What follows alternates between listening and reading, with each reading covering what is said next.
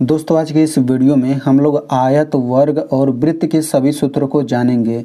तो अगर आप इनसे रिलेटेड सभी सूत्रों को जानना चाहते हैं तो आप ये वीडियो पूरा देखिएगा। चलिए वीडियो शुरू करते हैं।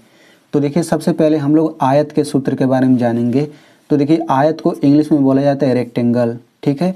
तो देखिए आयत के सूत्र में आपको एल दिखेगा, बी दिखेगा। तो एल का मतलब होता है लंबाई, ठीक है, और इसको इंग्लिश में बोलते हैं लेंथ। इसीलिए लंबाई को हम लोग एल से दिखाते हैं क्योंकि एल का मतलब होता है लेंथ और बी का मतलब हो गया चौड़ाई, आयत का चौड़ाई। और बी से क्यों दिखाते हैं क्योंकि इसका अंग्रेजी ये होता है ब्रेथ, ठीक है। तो देखिए आयत का क्षेत्रफल होता है एल गुणे बी, यानी कि लंबाई गुणे चौड़ाई, ठीक है ना। इंग्लिश में देखना चाहें तो आयत के क्षेत्रफल को कहते हैं एरिया ऑफ अ रेक्टेंगल, ठीक है ना। अब देखिए आयत का परिमाप बराबर क्या होता है, दो कोष्टक में लंबाई प्लस चौड़ाई, यानी कि एल प्लस बी। इंग्लिश में क्या बोलेंगे, आयत के परिमाप को पेरीमीटर ऑफ अ रेक्टेंगल, ठीक है ना।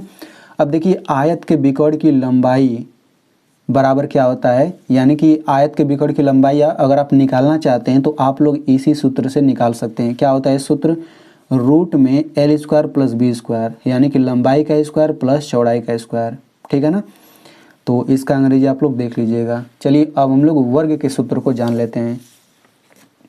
तो देखिए वर्ग को हम लोग इंग्लिश में बोलते हैं स्क्वायर, ठीक है ना। वर्ग को इंग्लिश में क्या बोलते हैं, स्क्वायर। अब देखिए वर्ग के सूत्र में ए आता है, ए का मतलब होता है भुजा की लंबाई। अब देखिए ए का कोई फुल फॉर्म नहीं होता है, ये केवल वैसे ही ए से दिखा दिया जाता है। तो भुजा की लंबाई को इंग्लिश में क्या बोलते हैं, लेंथ ऑफ अ साइड, यानी कि वर्ग की भुजा की लंबाई को हम लोग ए से दिखाते हैं, ठीक है। तो सबसे पहले हम यहाँ पे आ जाते हैं क्षेत्रफल वाले सूत्र पर। तो वर्ग के क्षेत्रफल का सूत्र होता है ए का स्क्वायर, यानी कि भुजा की लंबाई का स्क्वायर, ठीक है ना। इंग्लिश में क्या बोलेंगे, एरिया ऑफ अ स्क्वायर। अच्छा देखिए स्क्वायर का मतलब एक ये वाला स्क्वायर है, देखिए ये चारों भुजा बराबर रहेगा, चारों को 90 अंश का रहेगा, इसको भी हम स्क्वायर कहते हैं। और इस स्क्वायर का मतलब है दो घात, ठीक है ना, इसको आप ध्यान में रखिएगा। तो वर्ग का क्षेत्रफल क्या होता है, भुजा का स्क्वायर। वर्ग के परिमाप का सूत्र क्या होता है, 4 गुणे भुजा की लंबाई, ठीक है ना, पेरीमीटर ऑफ अ स्क्वायर। वर्ग के विकर्ण की लंबाई का सूत्र क्या होता है, √2 इंटू भुजा की लंबाई, ठीक है। अब हम लोग यहाँ पे अब वृत्त के सूत्र को जान लेते हैं।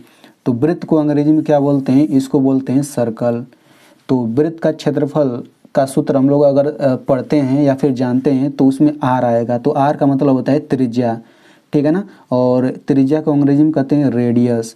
तो इसको रेडियस बोला जाता है त्रिज्या को, इसलिए इसको आर से दिखाया जाता है। और यहाँ पे इसको बोलते हैं पाई, और ये कोई संख्या होता है। पाई बराबर होता है 22/7, यानी कि जब भी सवाल लगाएंगे तो पाई की जगह पे 22/7 ही रखते हैं, ठीक है। तो वृत्त के क्षेत्रफल का सूत्र क्या होता है, पाई आर स्क्वायर। और वृत्त की परिधि का सूत्र क्या होता है, 2 पाई आर। इंग्लिश में क्या बोलेंगे, सरकमफेरेंस ऑफ अ सर्कल।